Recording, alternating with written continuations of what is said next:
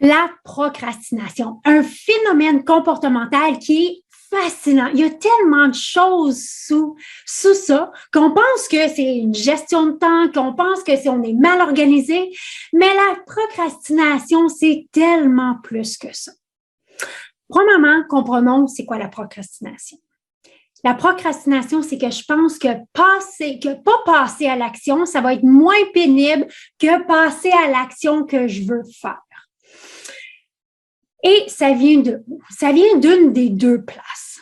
La tâche que je veux faire, l'appel que je veux faire, la tâche que je veux accomplir, que je procrastine, soit que ça me fait sentir mal. Dans deux sens, ça peut être quelque chose qui m'ennuie ou ça peut être quelque chose que je ne sais pas comment faire.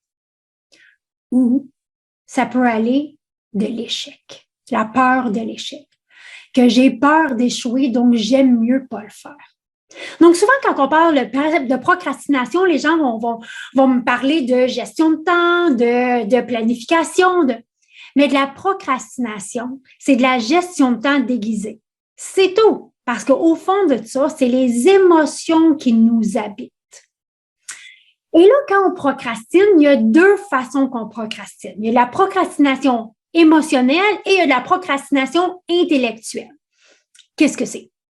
La procrastination émotionnelle, c'est là où je vais aller me distraire à la place. Je vais aller faire plein d'autres tâches, des tâches que je sais déjà comment faire, des choses qui sont plus dans ma zone de confort. Je vais aller regarder Netflix, je vais manger des biscuits, je vais aller faire quelque chose que mon système nerveux connaît déjà, qui va calmer le système nerveux. Mais on a aussi la procrastination intellectuelle. C'est quoi ça? Ça, c'est quand on va dire « je vais faire de la comptabilité à la place. Je vais lire un article de recherche à la place. Je vais me donner une excuse rationnelle, intellectuelle, qui va faire que mon système nerveux se sent bien parce que je fais quelque chose de bien. Je suis pas en train de regarder des vidéos de chats sur YouTube. Je fais quelque chose de bien. Mais ça aussi, c'est de la procrastination.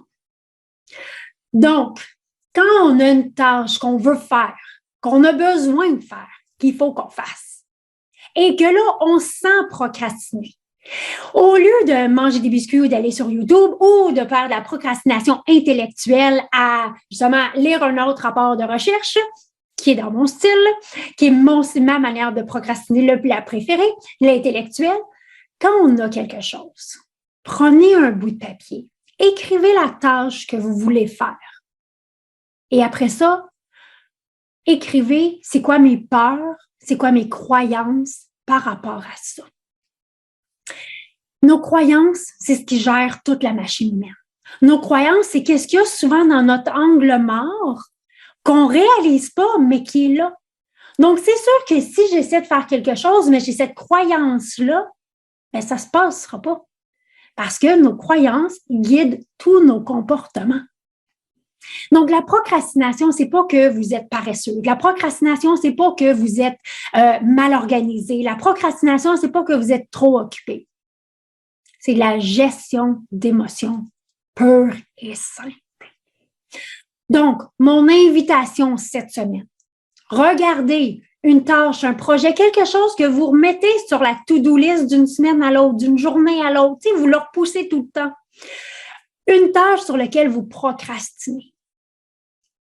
Regardez, c'est quoi le mécanisme que vous prenez pour réguler votre système nerveux. Est-ce que vous faites de la procrastination émotionnelle, aller voir des vidéos de chats sur YouTube, manger des biscuits, ou est-ce que vous faites de la procrastination intellectuelle? Faites de la comptabilité, de la recherche ou des choses comme ça. Et après ça, écrivez. C'est quoi mes peurs? C'est quoi mes croyances par rapport à ça? Le sens le plus important pour le cerveau, c'est le regard. Quand je le vois, je le crois. Donc, d'être capable de mettre au jour nos croyances, de sortir de notre angle mort, de les amener justement cette feuille de papier-là, vous allez voir, après ça, vous allez voir, il y a des croyances qui n'ont pas aucun sens. il y a des peurs qui n'ont aucun sens. Il y en a qui ont du sens. Parce que si c'est quelque chose qui m'ennuie, qui est à l'extérieur de ma zone de génie, pourquoi c'est dans mon assiette? Ça, je devrais le déléguer. Peut-être déléguer me fait peur. Peut-être j'ai de l'insécurité sur déléguer. Plus je vais en profondeur, plus je suis capable de mettre au jour qu'est-ce qui se passe vraiment. Donc, la gestion de la procrastination, c'est pas une gestion de temps. C'est une gestion d'émotions pure et simple.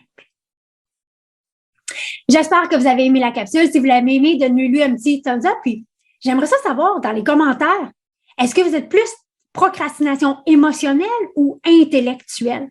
On fait les deux, mais en général. Je sais que moi, je suis beaucoup plus procrastination intellectuelle. Donc, c'est quelque chose que je veux être et que je me permets d'être plus vigilante là-dessus.